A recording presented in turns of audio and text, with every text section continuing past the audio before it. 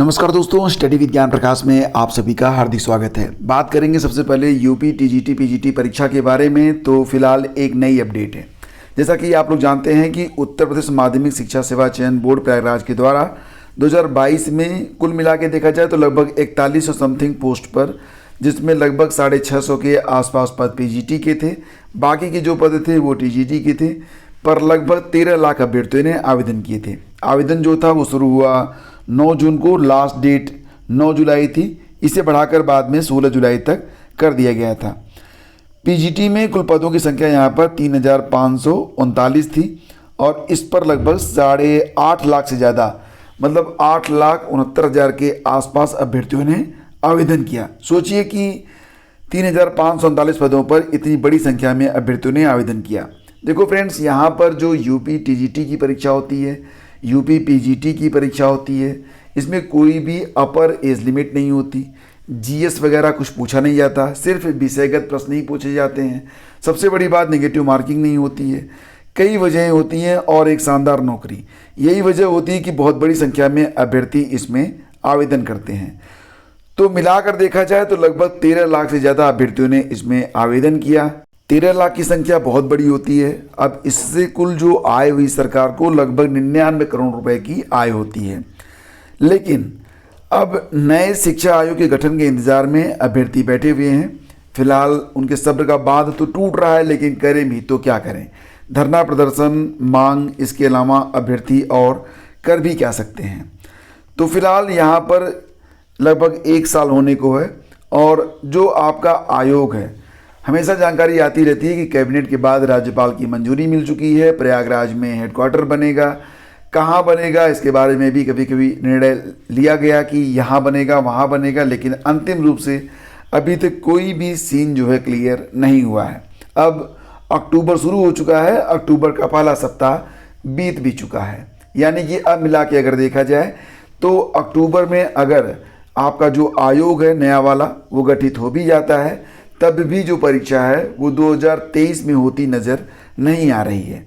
तो अभ्यर्थी जो है वो मांग कर रहे हैं कि कम से कम उन्हें ये तो बताया जाए कि ये जो प्रक्रिया है वो पूरी कब तक होगी। फिलहाल यहाँ पर शुरुआत में तो लग रहा था कि परीक्षा बहुत जल्द हो जाएगी, लेकिन नए शिक्षा आयोग के गठन की घोषणा के बाद पूरा मामला जो है वो ठंडे बस्ते में है। जो प्रतियोगी मोर्चा के प्रदेश अध्यक्ष हैं विकी खान, उनका कहना है कि सरकार के ढीले रवैये का खामियाजा लाखों बेरोजगारों को भुगतना पड़ रहा है और बहुत सारे अभ्यर्थी जो कि तैयारी कर रहे थे प्रयागराज में, अब वो अपने घरों को लौट रहे हैं और फिर रोजी रोटी के लिए किसी और काम में व्यस्त हैं। तो निश्चित रूप से अगर देखा जाए तो उत्तर प्रदेश में बहुत बड़ी संख्या में वैकेंसीज हैं और आपको पता ही है कि इसके बारे में हाल ही में एक आंकड़ा भी जारी हुआ था। इस पर एक वीडियो मैंने आपको उपलब्ध भी कराया था कि कहाँ पर और कितनी वैकेंसीज हैं। लेकिन वैकेंसीज का तय समय पर न आना ये अभ्यर्थियों के लिए किसी अभिशाप से कम नहीं है। आगे बढ़ते हैं और यहाँ पर देखेंगे कोर्ट के आदेश पर 10 साल बाद मिला इंटरव्यू का मौका। लेकिन उसके पहले आप देख लीजिए कि प्रवक्ता के 18 और असिस्टेंट प्रोफेसर के 6 पदों पर भर्ती होने वाली है। और यहाँ पर जो उत्तर प्रदेश लोक सेवा आयोग की ओर से प्राविधिक शिक्षा विभाग में प्रवक्ता अकाउंटेंसी एंड टैक्सेशन के 18 पद और चिकित्सा शिक्षा विभाग में असिस्टेंट प्रोफेसर माइक्रोबायोलॉजी के 3 पद, बायोकेमिस्ट्री और असिस्टेंट प्रोफेसर फिजियोलॉजी के 2-2 पदों पर भर्ती होगी। इसके लिए अक्टूबर के तीसरे सप्ताह में इंटरव्यू होंगे। अब यहाँ पर देखेंगे तो उत्तर प्रदेश लोक सेवा आयोग ने उच्च न्यायालय के आदेश पर 6 अभ्यर्थियों को 10 साल के इंतजार के बाद इंटरव्यू में शामिल होने का मौका दिया है। मामला सम्मिलित राज्य अभियंत्रण सेवा यानी कि परीक्षा 2013 से जुड़ा हुआ है। तो अब जाके इन लोगों को घोषित किया गया है कि चलो भैया तुम्हारा इंटरव्यू करवाया जाएगा। खैर, यहाँ पर ये जो खबर है बहुत मायने नहीं रखती है, लेकिन इतना रखती है कि जो प्रक्रिया होती है कभी कभी बहुत डिले हो जाती है और अगर अभ्यर्थी न्यायालय ना जाएं तो उनका कुछ होने वाला नहीं है। उत्तर प्रदेश अधीनस्थ सेवा चयन आयोग ने फिलहाल यहाँ पर एक नोटिस जारी की है, जिसके माध्यम से बताया गया है कि सम्मिलित ग्राम पंचायत अधिकारी, ग्राम विकास अधिकारी, समाज कल्याण पर्यवेक्षक परीक्षा 2018 की जो पुनर्परीक्षा हुई थी और ये जो परीक्षा हुई थी जून में हुई थी, 26 और 27 जून को 2-2 पालियों में हुई थी। इसकी जो रिवाइज्ड आंसर की है ये जारी कर दी गई है, और जो इसका जो मास्टर सेट है मतलब वो भी जो है अब जारी हो चुका है। तो फिलहाल अब रिवाइज्ड आंसर की में कितने प्रश्न आपके सही हो रहे हैं, आपका स्कोर कितना बन रहा है, तो इसके बारे में आप लोग जो मैंने एक पोल बनाया हुआ है इसी चैनल पर कम्युनिटी टैब में, तो उस पर जाकर वोट ज़रूर करिएगा। लिंक मैं इसी वीडियो के डिस्क्रिप्शन और पहले कमेंट बॉक्स में दे दूंगा, ताकि पता चल सके कि मतलब मैक्सिमम कट ऑफ कितनी जा सकती है। ठीक है, और रही बात ये जो आंसर की है ये आपको कहाँ पर मिलेगी, तो आंसर की ऑफिशियल वेबसाइट पर है, साथ ही साथ आपके टेलीग्राम चैनल स्टडी विद ज्ञान प्रकाश पर भी है। स्टडी विद ज्ञान प्रकाश टेलीग्राम चैनल पर जब भी कोई न्यूज़ आती है तो वहाँ पर तुरंत पहुँच जाती है। मैंने कल ही इसके बारे में नोटिस वहाँ पर सेंड कर दी थी, सारी PDF भी मैंने सेंड कर दी है। जो लोग टेलीग्राम से जुड़े हैं उन लोगों को ये न्यूज़ कल रात ही पता चल गई थी, लेकिन रात में मतलब क्या होता है ना कि 2-3 वीडियो से ज़्यादा अगर वीडियोज़ बनाए जाएँ तो आप लोगों में को भी लगता है कि बहुत सारे वीडियोज़ आ रहे हैं, और दूसरी बात ये होती है कि यूट्यूब भी नोटिफिकेशन भेजना बंद कर देता है। यही वजह होती है कि 2-3 वीडियोज़ के बाद मैं वीडियोज़ नहीं बनाता हूँ। और देखो कभी कभी ऐसा भी होता है कि आप लोग शाम के समय एक बार चैनल को ज़रूर विजिट किया करो, ताकि आप लोगों को पता चल सके कि अगर कोई नया वीडियो आया है जिसका नोटिफिकेशन आपको नहीं मिला, इंपॉर्टेंट वीडियो है, कम से कम उसको आप देख तो सकेंगे। इसलिए आप लोगों से निवेदन है, हाँ अगर आप ऐसा नहीं कर सकते तो प्लीज़ हमारा जो टेलीग्राम चैनल है और जो व्हाट्सएप चैनल बनाया गया है, इन दोनों में से कोई एक ज्वाइन कर लीजिए या दोनों ज्वाइन कर लीजिए। व्हाट्सएप चैनल और टेलीग्राम चैनल का लिंक वीडियो के डिस्क्रिप्शन और पहले कमेंट बॉक्स में मैं आपको दे रहा हूँ। बात करेंगे फ्रेंड्स, उत्तर प्रदेश लोक सेवा आयोग ने एक विज्ञप्ति जारी की है। फिलहाल विज्ञप्ति के बारे में जब बात हो रही है तो याद आ रहा है कि RO-ARO की विज्ञप्ति कब तक आएगी। पहला सप्ताह बीत चुका है, आयोग ने वादा किया था नोटिस के माध्यम से कि जो आपका RO-ARO का विज्ञापन होगा पहले सप्ताह में जारी होगा। फिलहाल अभी 60 नोटिस तक नहीं आई है और पहला सप्ताह बीत चुका है। अभ्यर्थियों के मन में किंतु परंतु चल रहा होगा, लेकिन यहाँ पर मुख्य मुद्दा क्या है, अभी तक OTR की जो प्रक्रिया है उसमें बहुत कम अभ्यर्थी जो है सफल हो पा रहे हैं। OTR की जो प्रक्रिया है वो काफ़ी स्लो भी हो चुकी है। यहाँ पर कुछ अभ्यर्थियों ने ये मुझसे पूछा है कि सर मैंने OTR तो किया हुआ है, OTR 2023 में ही उन्होंने पूरा किया हुआ है और उन्होंने PCS का फॉर्म भी भरा था, तो क्या RO-ARO के लिए फिर से OTR करना पड़ेगा? तो इसका उत्तर है नहीं। अगर एक बार आपका OTR हो चुका है तो आप उसी के आधार पर RO-ARO का फॉर्म भी भर सकते हैं, आपको दोबारा से OTR नहीं करना है। लेकिन अगर आपने अभी तक OTR नहीं किया है या आपने PCS का फॉर्म नहीं भरा था तो आप लोगों से अनुरोध है कि OTR को पूरा कर लें। हालांकि अब वेबसाइट जो है वो परेशान करना शुरू कर चुकी है।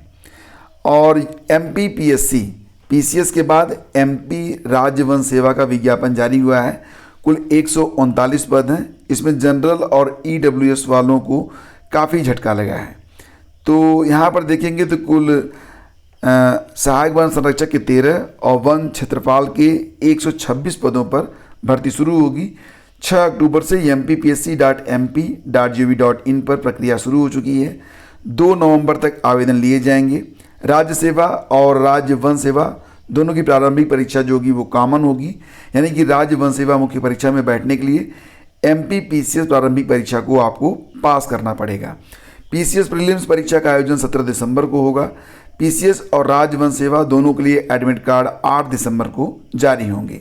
मध्य प्रदेश लोक सेवा आयोग की PCS 2023 के लिए आवेदन की प्रक्रिया अभी भी जारी है। PCS में नायब तहसीलदार और उप पुलिस अधीक्षक समेत 227 वैकेंसी है। इसके लिए आवेदन 22 सितंबर से शुरू हुए थे। 21 अक्टूबर आवेदन की लास्ट डेट है और सभी स्टेट के जो अभ्यर्थी हैं वो इसमें बैठ सकते हैं। इस पर एक वीडियो भी मैंने उपलब्ध कराया था, शायद आप लोगों ने देखा हो। नहीं देखा है तो आप MP PCS स्टडी विद ज्ञान प्रकाश लिख के सर्च कर सकते हैं। वन क्षेत्रपाल के कुल 126 पदों में सभी पद आरक्षित हैं। 54 पद SC के हैं, 72 ST के हैं और सहायक वन संरक्षक के कुल 13 पदों में 4 पद जो है वो अनारक्षित हैं। 2 SC, 2 ST, 4 OBC और 1 EWS के लिए। तो सहायक वन संरक्षक के लिए विज्ञान इंजीनियरिंग तकनीकी में ग्रेजुएशन चाहिए।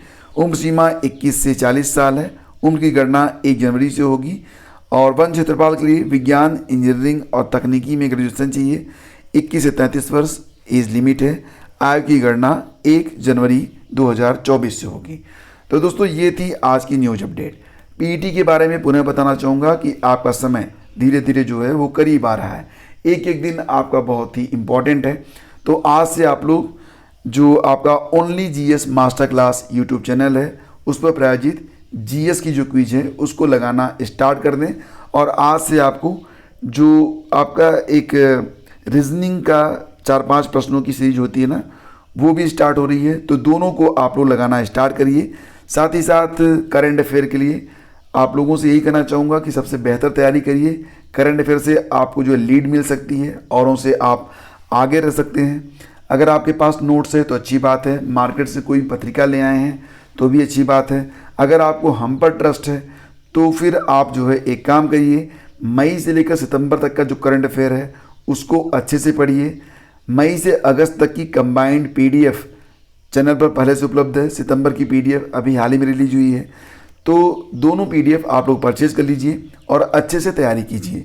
आप सभी को शुभकामनाएं कि ये वर्ष आप लोगों के लिए जाते जाते बहुत बड़ी खुशियां, कुछ बड़े तोहफे छोड़कर जाए। लेकिन इसके लिए प्रयास तो आपको भी करना ही होगा। इस चैनल पर कुछ और भी चीज़ें शाम को मैं अपलोड करता हूं, जैसे कि लाइफ के ऊपर, तैयारी के ऊपर, और जो मनोवैज्ञानिक सत्य होते हैं उनके ऊपर, कुछ ऐसी चीज़ें जो आपको मोटिवेट कर सकें जीवन में आगे बढ़ने के लिए। तो शाम को आप लोग वो वीडियो 8 बजे के आसपास ज़रूर देखा करें। इससे आपकी ज़िंदगी को एक नई दिशा मिलेगी, एक नई एनर्जी आपको मिलेगी। तो फिलहाल आज के वीडियो में बस इतना ही। Thank you so much.